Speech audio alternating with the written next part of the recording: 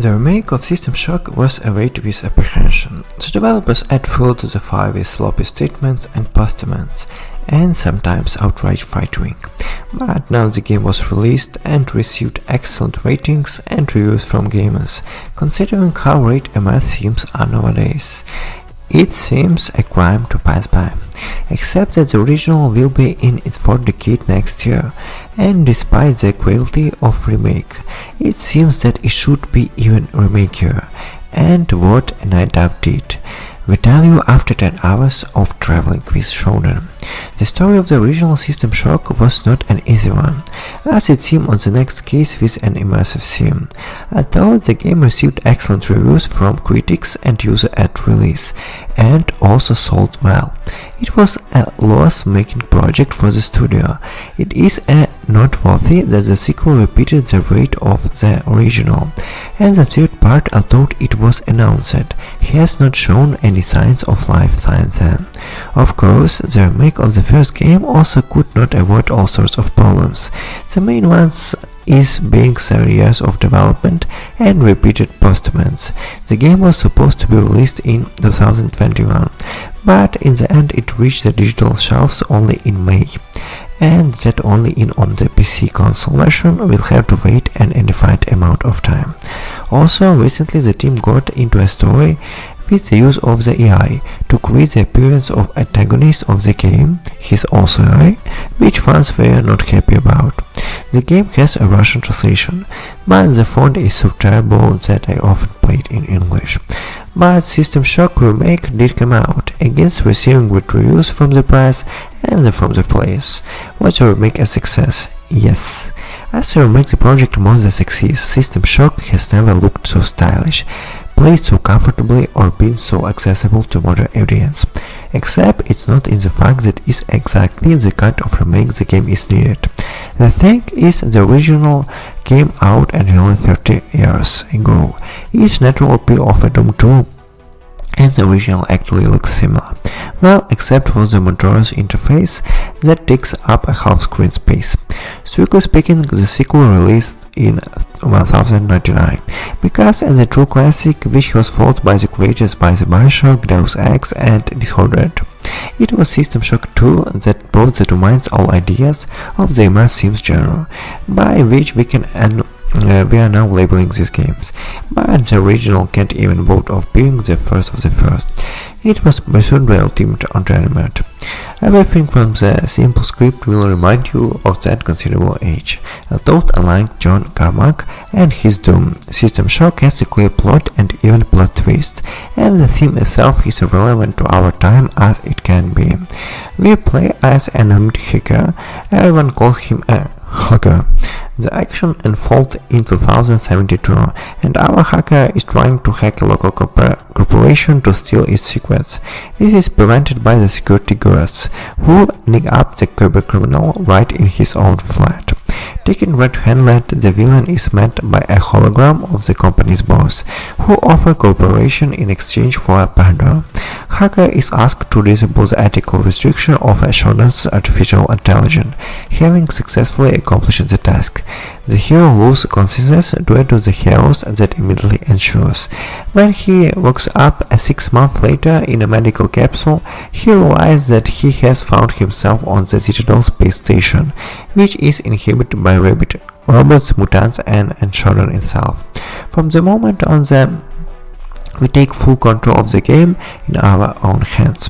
First impressions are strictly positive. Stylish graphic, excellent performance, and a very successful interface immediately hint the high quality of the remake. Quickly and painlessly dispense and hopes for a decent combat system, literally at the first meeting with a robot in the next room. System Shock is a reminiscent of Death for Oblivion in terms of melee, shooting and styles. Whatever is a compliment or not, we don't know ourselves. There's nothing surprising in it. We are facing a verbatim remake of 30-year-old game. For its time, System Shock really offered an amazingly wide range of actions. You want to shoot enemies, you want to cut them into laser saber, you want to lure them into mines, and the most desperate could even try to automate them in a stealth. It looks good even now, because there's a weapon and equipment pumping, some crafting, and indeed you can try to deal with enemies in different ways, but it's still a new skin scratch of the skeleton of an old, very old game, from which the crookedness of the what hits habit grows. The mod itself has a Metroidvania structure and a rather old-fashioned one on that. Literally, this means that you suffer in this sideways bit from topographical cretinism. It's going to be hard to play. Exploring the environment is interesting, it has a lot of secrets, and a few games nowadays are made with such attention to leveling design. The brain lies another of the problems. The cornerstone on the wall immersive theme genre is formulated by Arcane Studio. Any problem should always have several solutions. Let's omit how shamefully and for Arcane itself writes this in a red fall, but System Shock doesn't comply with this rule at all. The process through the story, you always have to do a specific action. Find a specific type of explorers, find out the 6-digit password from the terminal. The usual password in the game are 3 digits, so you are greater not to be famous, but and so on. There is an alternative option for such situation, and you can only entertain yourself with verbally in public and battles. A thought, as is customary to say about immersives, the game does not keep you an idiot. True, it does so in old-fashioned and amicus way. They remind you more of the old quest. Some plot-relevant information from the passage is contained in notes scattered here and here. One way or another, you will have to study them all. Such tricks make it easy to get stuck with a complete lack of understanding of what is going on, and usually someone else will throw it. Kills the whole immersive experience. Given the informative map to complete absence of quest navigation system and other such tricks, the developers themselves have limited the audience of the game to old fans and the most orthodox modern gamers, those who do not recognize the currently accepted convenience from the word at all. Technically, they didn't fall, but the game is devoid of the main disease of all releases in 2023. System Shock has excellent graphics, low system requirements, and no bugs or performance issues. In terms of visuals, the game is reminiscent of impression painting, not so much by esoteric color mass on the screen, but by the fact that it's worth looking at from afar. Literally, when you get close to the object, you will see pixelated textures. That's the idea. The image takes on a modern look as soon as you take a couple of steps back. A simple picture is colored by the lighting. Thanks to this, the boring corridors of Citadel don't look so impersonal. And the cyberpunk city from the intro reminds of the best moments from Blade Runner. The monster modeling can be a little controversial. They look a little ridiculous and cartoonish, but it's quite probably a conscious decision.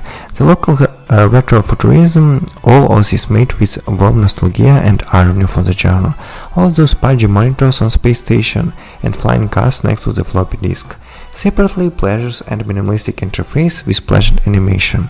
The developers found a compromise between the flight control central from the original and modern minimalistic trends, given sometimes like a variant of the new Deus Ex. However, given the amount of rubbish you interact with, there's a storage of set of common actions. Item can't even be automatically sorted now. At the same time, the game is literally ready to run on any bucket, and on a more or less decent system will quietly give out 60 stable frames and excellent picture. Owners of top builds can play in 4K and 200 FPS without breaking from the level of graphics. Here's a really clear what the game was ported from. Bottom line, the System Shock Remake is worth playing for those who like to explore every millimeter of the location as minutely as possible. Read all the notes and get into all the game mechanics. If the first playthrough of the Prey Disorder took you about 30-40 hours, you will spend no less time in System Shock. But if you play relaxed, allowing yourself to skip understanding moments and sometimes frankly score an optional context, you should stay away from the game. It's possible that the original is already too outdated for such a verbatim remake, and needed a complete remaining rather than a technical update. For many people, it will make more sense to play the same Prey from Arcane or System Shock 2. They are two real immersive themes with all the consequences. Thank you for watching.